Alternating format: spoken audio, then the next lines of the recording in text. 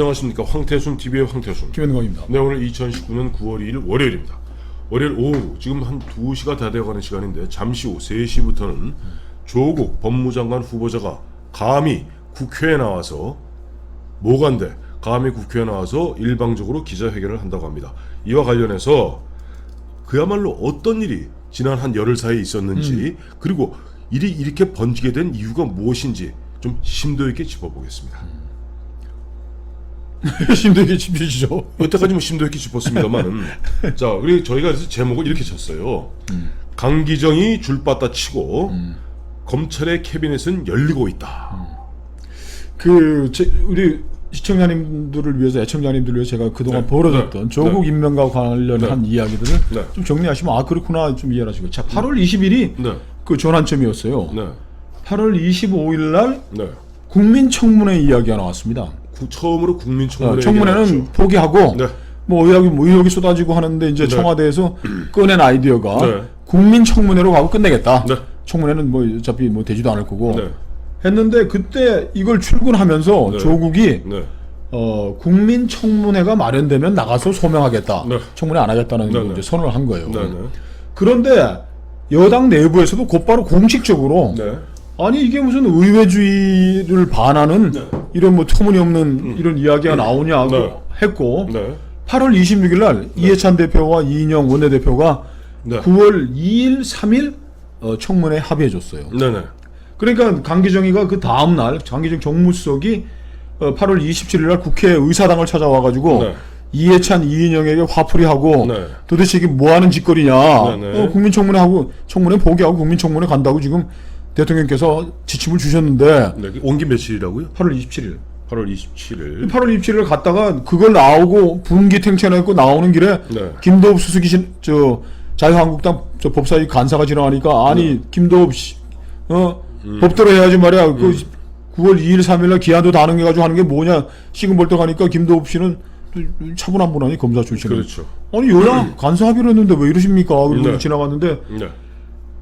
이 강기정 정무수석이 네. 8월 27일 날 거꾸로졌던 네. 민주당이 반란을 일으키고 뭐 하고 했는 걸 8일 만에 제자리로 갖다 놓은 8일 만에 어거지로. 네. 네.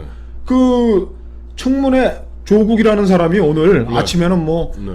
꼭 좀 뭐 청문회 성사됐으면 네. 좋겠다 그러는데 지금 현재 여야 간에 그 원내대표 간에 청문회 일정 협의가 진행되는데 일방적으로 혼자 파기 선언하고 네. 청문회 무산됐다고 선언하고 네. 국회로 달려가서 무슨 자격으로 지가 국회로 네. 가? 국회로 가서 지금 국민청문회 격의 음. 기자간담회를 하겠다고 지금 나온 거예요. 네. 근데 어떻게 이해를 이렇게 강기정 씨의 그 캐릭터를 모르면 이해를 하기 어려울 것 같아요. 그렇습니다. 이제 그 강기정 그 정무수석이 청와대 정무비서관 계셔봤지만은 정무수석이 대통령의 힘을 몰아주기 시작하면 어마어마한 힘을 발휘할 수 있습니다. 그렇죠. 예. 그렇죠. 모든 것 가서 대통령의 뜻이다 이렇게 얘기해버리면 여권은 쩔쩔매요. 자, 아까 조금 전에 8월 26일과 27일 사이에 합의와 강기정이 그야말로 국회에서 난동을 부린 사이에 있었던 것이 바로 검찰의 압수수색이죠. 8월 그렇죠. 26일.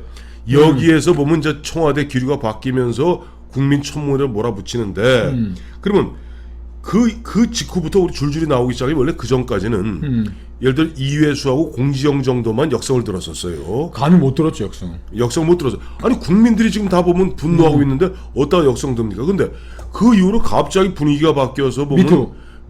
그 요즘 미투라는 표현을 씁니다만은 뭐 유시민이가 좀 나왔고 그 다음에 또 이재명이가 나왔고 거기다 점잖게 짝이 없는 김부겸이까지 나왔고 또 어제 일요일 날은 박원순까지 나왔어요. 다 나왔네 이제. 이 이유가 뭘까?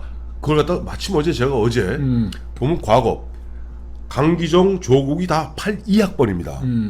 조국은 서울대 82학번이고 그다음에 강기정은 전남대 82학번으로 우리가 잘 알고 있는 삼민투 85년 삼민투 전남대 위원장을 했어요. 근데 이들과 함께 82학번이고 실제 운동권 서열로는 강기정보다 저 한 100배쯤 큰 사람이 있습니다. 조국보다 훨씬이고. 아니 조국은 건 그야말로 운동권에 갈 수도 없지 조국. 운동권 아니래요. 핫발이었대요. 근데 정말 그 운동 핵심 중에 핵심이었던 사람하고 어제 마침 보니까 점심 저녁을 함께 했어요. 이 얘기를 들어보니까 이해가 가더라고요. 자기가 그 당시 85년경에 무슨 일은 광주에 내려가서 전남대 분위기를 보니까 전남대 운동권석 삼민투의 그 분위기가 딱 군사 독재더래요. 아니 놀라운 사실은 서열 확실하고. 서열 확실하고 줄바따를 치더라는 거 아니에요. 군대도 아닌데. 와, 대학생들 사이에서. 대학생 선배라고. 선배라고 아니면 좀 계급이 높다고 그래갖고 운동권 선배면. 줄바따를 치면서 군기를 잡더라는 거예요. 자기는 뭐 이 양반은 뭐 서울에 있는 대학에 있던 분인데 깜짝 놀라갖고 아니 이게 보면 아니 이게 우리가 좀 추구하고 있는 이른바 우리가 추구하고 있는 이 운동권의 원래 기본 개념은 너무나 다른 거 아니냐. 근데 그런 어떻게 보면 강기정식의 줄바따 치는 분위기에서 아마 그분은 이렇게 짐작하더라고요. 조용히 협조를 구하지는 않았을 것이다. 예를 들자면은 김부겸한테 줄바따 치겠다고 의견따짐으로 한 거지. 이 양반이 그 양반이 점잖게 우리 같으면 김 장관님 이럴 때 좀 우리가 저 대통령 도와드려야 되는 거 아닙니까? 이렇게 얘기하지 않았을 거라는 거예요. 김선배 정말 이럴 거야? 정말 이래버릴 거야? 그냥 확 쓸어버려? 이랬을 거라는 거예요. 그러니까 거기에 쫄아서 그러니까 이해가 가네. 유시민이 나오고 김부겸이 그 점잖은 김부겸이 나왔잖아요. 제가 보니까 네. 그 강기정 씨가 정무수석으로서의 논리력, 네. 뭐 설득력 네. 이런 거, 그 전략 기획 이런 거는 굉장히 약한 것 같은데 네.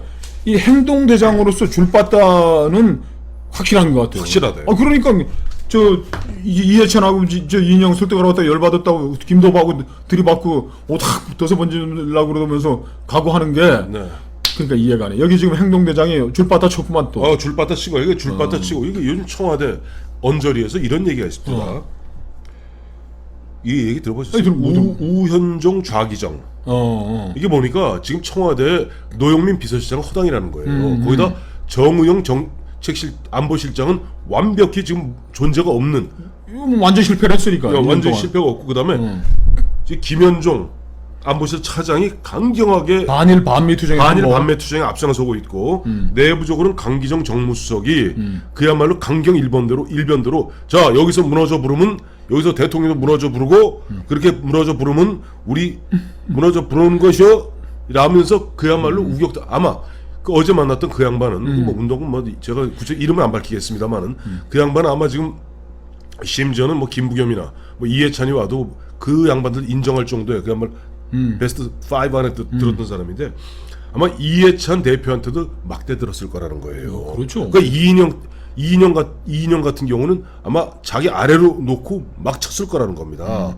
이렇게 줄바따를 치지 않고는 그동안 침묵으로 일관하던 김부겸이나 박원순까지도 이제는 그냥 울며 겨자 먹기로 역성을 들지 않으면 나중에 충성심을 테스트하는 거예요. 이런 거. 그렇죠. 시장님 저 진짜 배로 째배로 그냥 아니 지금 대통령이 지금 40골 뭐야 속이 시원해? 그렇지. 이렇게 했을 거라는 거예요. 그러니까 그 저 두 쌍두마차로 지금 가고 있는데 이게 저는 그런데도 그 하나 돌발적인 사건 하나 발생했죠. 박용진 의원. 유시민이가 이제 나서가지고서 뭐 서울대 그 촛불 집회에 뭐 자유한국당 당원들이 가서 한 것 같다.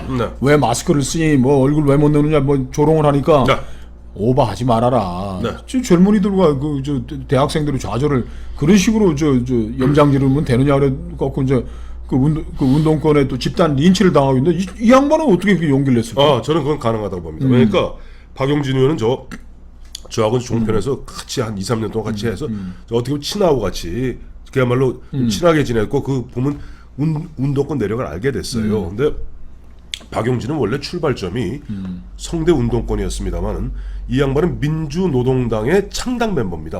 일반 족보가 있는 사람이에요. 족보가 있어요. 운동권 족보가 이 강기정이하고는 게임이 안 돼. 더 한참입니다. 그러니까 나이는 보면 저 강기정이보다 뭐 한참 아래지만 71년생이에요. 박용진이가. 그러면서 민주노동당으로 시작해서 어떻게 하다 보니까 민주당에 오게 된 거예요. 그러니까 이 박용진 의원 같은 경우는 자기가 그야말로 민주당 내 자기네 그런 분위기 내에서 마이너리티 중에 마이너리티인 걸 알고 철저하게 지역을 다졌습니다. 2015년에 그 당시 문재인 대표 시절에 당원 배거 운동할 때 박용진 당시 부대변인이 진성당원 모집 전국 1위를 했습니다. 와. 그래서 그냥 동네 골목골목 아, 그런 데서 그럼요. 손잡고 아, 그럼요. 도와달라 뭐 아, 이렇게 돼서 동지들을 모았구만. 아, 얼마 좀 잘생겼어요. 또 이제 친근감도 있고. 그러니까 박용진의 입장에서는 지금 보면 지난번 김장수 박사가 얘기한 거 있지 않습니까? 지금 민주당 의원들 대부분이 기신기신하는 이유가 문바 눈치 보는 문바들 눈치 보는 거예요. 그러니까 문바들이 평균 한 지구당 한 1,500명 정도 있답니다.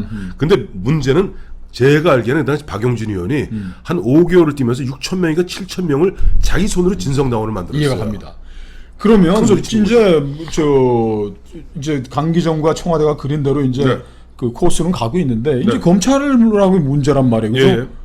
그 문 대통령이 그 조국을 이렇게 죽게 살기로 임명하는 이유는 뭐예요? 그죠? 하나를 든자면 딱 하나를 들자면은 뭐 저희가 몇 차 말씀드렸습니다만은 검찰이 그야말로 대들 때부터는 이제는 대통령도 우습게 알고 대드는구나. 이게 문재인 입장에서는. 그렇죠. 근데 문제는 그게 아니에요. 문재인과 그들이 보면은 그들 또한 지금 이게 조국만 다친다고 되겠어요? 막 조국의 산을 넘게 되면 검찰 입장에서는 뭐 아닌 말로 문다혜, 문준용 거기다가 뭐 누구요? 손혜원이, 아니, 지금 김정숙이 조국이 투자한 에코티 거기에 사모펀드가 투자한 그 공공 와이파이 사업에 네. 하는 거는 또 전 여권 보좌관들이 지금 또 거기에 직결해 있다 그러고. 이게 잘못하면요, 이제 조국 파일을 까는 순간 그야말로 여권의 핵심들이 줄줄이 마치 고구마 넝쿨 꺼내듯이 줄줄이 걸려 나오게 되죠. 근데 윤석열이 검찰 오늘 오만불손하게 또 국토부까지 또 압수수색한 거 아니에요?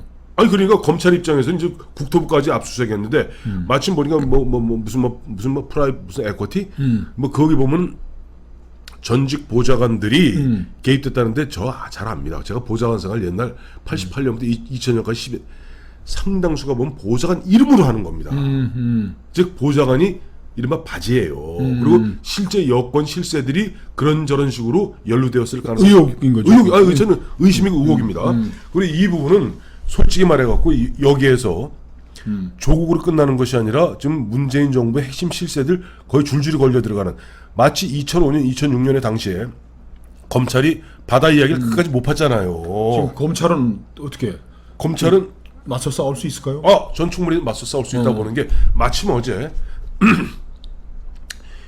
전직 의원인데 이 양반은 저 판사 생활을 오래 하신 분이에요. 저 근데 전화를 주셨더라고요. 전화를 주셔갖고 어제 일요일 날 참 그런 거 좋더라고요. 전화 주셔서 저한테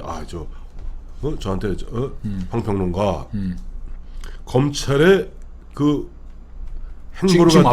행보를 갖다가 우습게 생각하지 마시게. 나도 판사 생활 오래 해봐서 아는데, 자 그러면 대한민국 검찰이 어쨌든 현 법무장관 후보자를 갖다가 터는데 고소고발 몇 건 됐다고 그걸 바로 이례적으로 바로 일주일 만에 고발한 지 하루 만에 배당했고 그 사이에 보면 특수부로 이미 몰래 기도 비의관 상태에서 조사한 가운데 일주일 만에 압수수색 들어갔잖아요. 그렇죠. 그런 일은 없네. 이건 뭐냐니까 검찰이 그동안 2년 동안 닫아놓았던 캐비넷의 문을 여는 걸세. 범죄정보 수집해왔던 것, 그렇죠. 그동안 특히 조사해왔던 것들. 그동안 보면 이런저런 이야기들이 특히 대통령의 그 출신지인 정치적 고향인 부산을 중심으로 아마 검찰에서는 상당수의 정보가 축적되어 있고 조국이 그 당시에 보면 검찰을 갖다가 그야말로 핍박하듯이 하지 않았습니까? 이런저런 전차로 많은 부분이 축적이 되어 있었기 때문에 바로 일주일 만에 영장을 쳤고 그 상당수의 소명이 되었기 때문에 법원이 영장을 갖다가 100% 발부해 준 거죠. 이런 상황에서 조국은 오만방자하게 그 원내대표 간 협의가 진행된 상황에서도 청문회 무산을 자기가 스스로 선포하고 아무런 근거도 없이 지가 국회에 가가지고 뭐 국민청문회 격의 기자간담회를 오늘 밤새도록 하겠다고 한 상황이니까 어떻게 굴러가는지 지켜봐야 되겠다. 근데 여기서 오만방자가 안 맞아요. 이제는. 그러면 가만히 얘기하다 오만방자가 얘들은 절체절명입니다. 절체절명. 조국이 그러니까 빨리 문재인 대통령 입장에서는 만나는 무릅쓰고라도 조국을 법무장관에 임명해서 국민들이야 뭐라 그러든 말든 조국을 통해서 수사 지시를 통해서 수사를 갖다 중지시키려고 되는 겁니다. 왜냐하면 이게 조국으로 끝나는 게 아니거든. 조국을 타 넘고 이제는 권력의 심장부로 검찰의 칼날이 들어오기 때문에 문재인 대통령이 그런 무모하고 구태다적인 발상으로 지금 법무장관을 임명하고 있다 이거죠. 그렇습니다. 그러니까 며칠 내로 판명될 일입니다. 이게 오만방자가 아니라 뭐다고요? 절체절명이었던 겁니다.